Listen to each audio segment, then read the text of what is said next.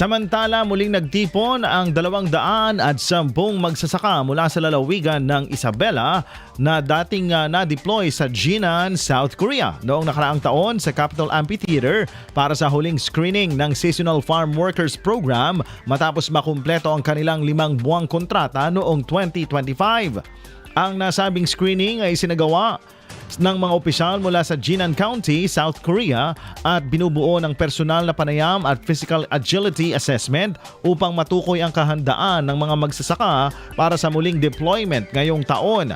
Pinangunahan ang delegasyon ng Jinan County ni Jun Yun Min, Pangulo ng Jinan-gun Farmer Employers Association. Kabilang rin sa delegasyon sina Kim Sun-shi or Sun-hee, pinuno ng Department of Agricultural Policy and Human Resource Support Team ng Jinan-gun at Jang Yun-byom, kawani ng Rural Workforce Support Center ng Jinan-gun.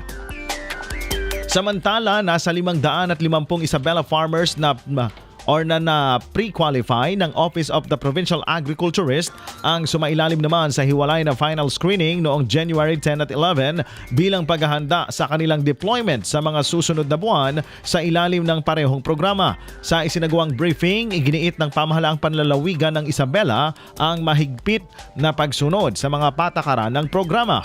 Binigyang diin na mahigpit na ipinagbabawal ang pagsasagawa ng TNT o anumang undocumented na aktibidad habang sumasailalim sa internship at pagsasanay sa South Korea. Samantala, ang resulta ng final screening na isinagawa ng mga opisyal ng South Korea ay ipapadala sa Jinan County para sa employer matching.